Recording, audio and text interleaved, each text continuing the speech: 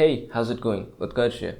The two most important things a student considers while buying a laptop are the price and performance. Being a student, one is always looking for that value for money factor in each and everything, no matter what. So today I'll be talking about the Asus VivoBook 14, which in my opinion is the best laptop any student can buy for 54,000 rupees. What's the first thing that you look for in a laptop? The design, obviously. Well, design-wise, this laptop looks good but boring. It's a minimal design with just the Asus logo on the top panel, and I really like the slate grey variant. It weighs just 1.5 kilograms and you can just slip it into your backpack and use it anytime, anywhere. Its thickness is less than 2 centimeters, making it a highly portable device.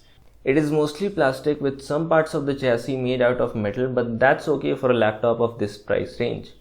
It features a 14-inch LED backlit panel with Full HD resolution, and it's not the most color accurate panel out there. Actually, the colors are a bit washed out. But again, for 54,000 rupees, you cannot really complain. It's a decent display and it gets really bright, so using this laptop outdoors is not an issue. It is powered by an 8th generation Core i5-8265U processor, which is a quad-core CPU with a base clock speed of 1.6 GHz going all the way up to 3.9 GHz with turbo boost. It comes with up to 8 GB of DDR4 RAM with a frequency of 2400 MHz, and the memory is further expandable up to 12 GB. The graphics department is taken care of by an NVIDIA GeForce MX 230, which is a decent GPU. However, you won't be able to play high-end games easily on this laptop, but games like PUBG Mobile on emulator and other popular lightweight titles will run fine. It is also capable of running photo editing softwares, and in case you are a creator, video editing is possible on this laptop. Just don't go too far like editing a 4K video or something like that. Well, how can we talk about performance without talking about the thermals on a laptop? It can get a bit hot while performing CPU intensive tasks, and at that time you may feel like using it on a desk instead of your lap. Also, the fan can get pretty loud when the laptop is on loads. But no need to worry too much about the heat because it's normal. It's not the end of the world. The battery life on this thing is one of the key features for which I like it so much. It can last for around 6 to 7 hours depending on your usage, and that's nice for a laptop of this range. Also, it comes with a 65 watt charger out of the box, and charging the laptop from 10 to 100% takes around 2 hours and 15 minutes. Talking about the I/O, on the left side it gets a charging port, an HDMI port, a USB-A 3.1, a USB-C 3.1 and a 3.5mm audio jack. On the right it gets a Kensington lock port, a USB-A 2.0 port and a micro SD card slot.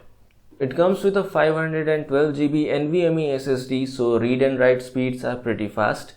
And it also comes with a HDD kit out of the box, so you can expand the storage using a hard drive if you want. The keyboard on this laptop is awesome. It has just the right amount of travel and gives a satisfying tactile feedback whenever you tap a key. It has a white backlit, and if you are someone who's always typing, then this is the perfect pick for you because typing on this laptop is a treat. The trackpad on this laptop is also good. It uses Windows Precision drivers and it's basically smooth and works really well. It also has a fingerprint scanner, and this scanner is accurate and it's surprisingly fast. I mean, it can unlock the laptop in less than a second with Windows Hello. The speakers on this laptop are placed on the bottom and they sound okay. And the webcam, it sucks, just like any other laptop's camera. So this was the Asus VivoBook 14. The best laptop for students. But what if that student were a gaming enthusiast? Well, that's where this guy comes into play, the Asus Strix G.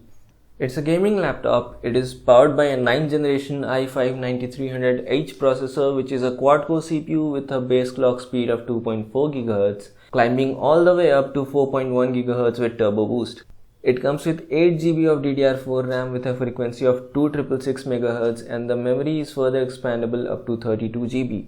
Also, it comes with an NVIDIA GeForce GTX 1050 on board with 4 GB of GDDR5 memory. So most of the popular titles are playable on this laptop, and it handles heating issues pretty well too. The thermals on this laptop are really good, as they should be. And it has an RGB strip on the bottom panel of the laptop, so you get a really cool lighting effect when the laptop is kept on a surface. The keyboard is a nice one and it's backlit, but it's not RGB, it only glows in red.